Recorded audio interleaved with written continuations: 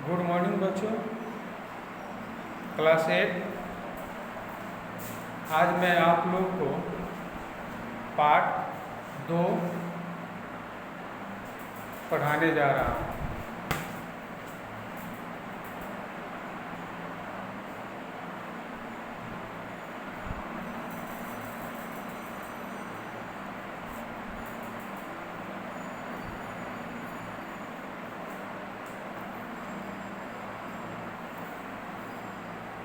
वर्ण विचार। बच्चों, चित्र के दिए गए वाक्य को पढ़िए। इस वाक्य में 4 शब्द हैं। इनमें से प्रत्येक शब्द कुछ ध्वनियों से मिलकर बना है। जैसे सक्षम शब्द का में स हलंत जोर अ जोर क हलंत जोर मूर्धन्य स हलंत जोर अ जोर म हलंत जोर अ के मिलने से सक्षम शब्द बना। इसमें 7 ध्वनियाँ हैं। उसी प्रकार गीत ग हलंत जोर दीर्घई जोर त हलंत जोर अ के मिलने से गीत शब्द बना। इसमें 4 ध्वनियाँ हैं। गाता ग हलंत जोर आ जोर त हलंत जोर आ के मिलने से गाता शब्द बना। इसमें 4 ध्वनियाँ हैं। है शब्द को लीजिए, ह हलंत ऐ के मिलने से है बना। इसमें 2 ध्वनियाँ हैं। इस प्रकार ये सभी शब्द क्रमशः 7, 4 तथा 2 ध्वनियों से मिलकर बने हैं।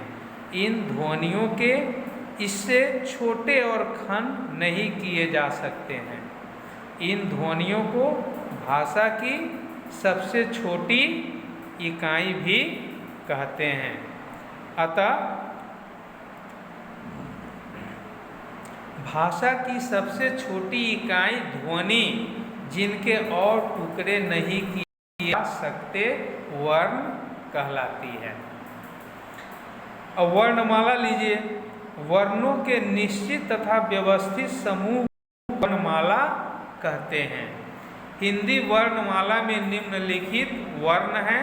जैसे स्वर वर्ण में अ आ हर्षई दीर्घई हर्षौ दीर्घौ री ए ऐ ओ औ। उसी प्रकार व्यंजन वर्ण में है। क वर्ग में क हलंत ख हलंत ग हलंत घ हलंत और अंग हलंत। च वर्ग में च हलंत छ हलंत ज हलंत झ हलंत य हलंत। ट वर्ग में ट हलंत ठ हलंत ड हलंत ध हलंत और न हलंत।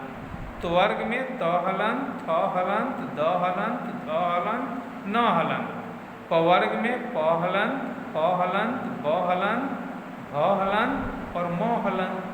अंतःस्थ वर्ण में 4 वर्ण आता है। य हलंत र हलंत ल हलंत और व हलंत। और उसमें वर्ण में तलावे स हलंत मूर्धन्य स हलंत दंती स हलंत और ह हलंत।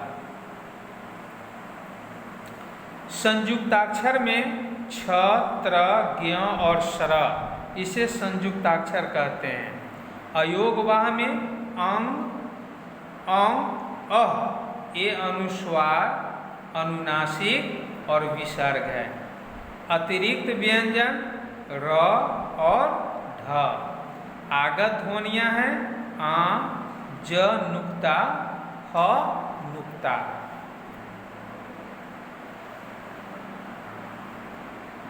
अब आइए वर्णों के भेद। उच्चारण के आधार पर वर्णों के 2 भेद होते हैं, स्वर तथा व्यंजन।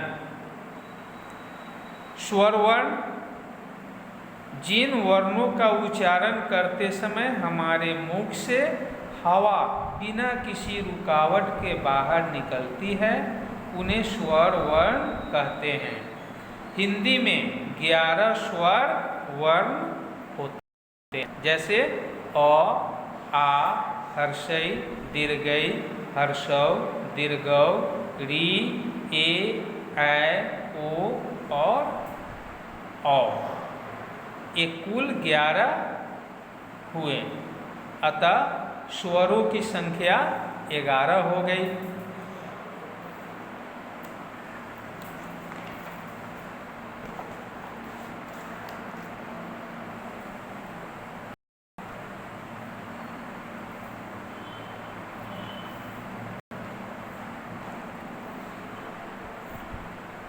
स्वरों के भेद, स्वरों के 3 भेद होते हैं। क में हर्ष स्वर, ख में दीर्घ स्वर, ग में पलुत स्वर। क में लीजिए हर्ष स्वर किसे कहते हैं?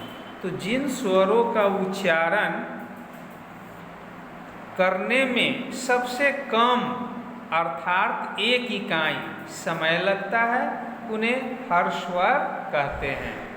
हर्ष स्वर को मूल स्वर भी कहते हैं। ये संख्या में 4 होते हैं, जैसे अ, हर्षई, हर्षौ और री। ख में आइए दीर्घ स्वर।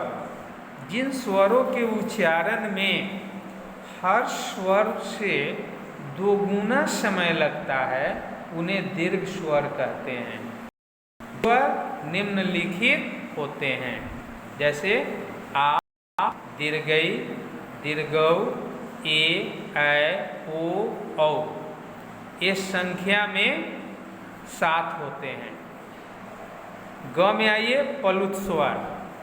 जिन स्वरों के उच्चारण में हर स्वर से 3 गुना समय लगता है, उन्हें पलुत स्वर कहते हैं। पलुत स्वर का प्रयोग देर तक उच्चारण करने में किया जाता है। लिखते समय पलुत स्वर को दर्शाने के लिए उसके आगे ई का चिन्ह लिख देते हैं, जैसे ओइम। स्वरों की मात्राएं, प्रत्येक स्वर की एक निश्चित मात्रा होती है, अस्वर की कोई मात्रा नहीं होती, तथा यह सभी व्यंजनों में मिला होता है। याद रखें, व्यंजनों का उच्चारण स्वर मिलाकर करते हैं, जैसे क हलंत जोर अ मिलकर ख बन गया। उसी तरह क हलंत जोर अ बराबर क। उसी प्रकार ख हलंत जोर अ मिलकर ख बन गया। ग हलंत जोर अ के मिलने से ग बनता है। लिखते समय स्वरों का प्रयोग 2 प्रकार से किया जाता है।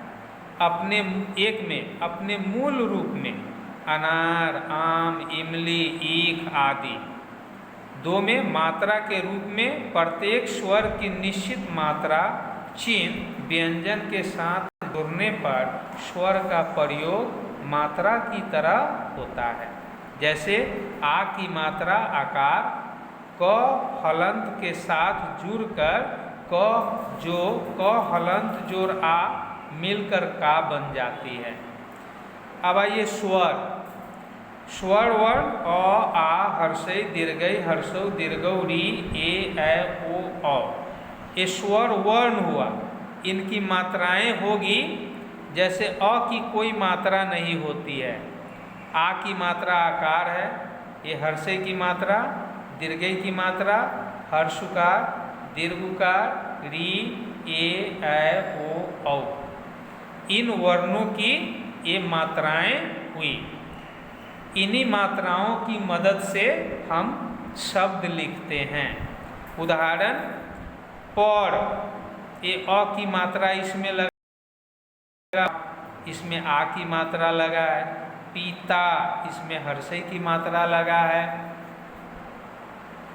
पीठ, इसमें दीर्घकार की मात्रा लगा है। फूल, इसमें हर्षकार की मात्रा लगा है, इसमें दीर्घकार की मात्रा लगा है। पृष्ठ, इसमें री की मात्रा लगा है। पेड़, इसमें ए की मात्रा लगा है। पैसा, इसमें ऐ की मात्रा लगा है। पोशाक, इसमें ओकार की मात्रा लगा है। पौधा, इसमें औ की मात्रा लगा है। ध्यान दीजिए।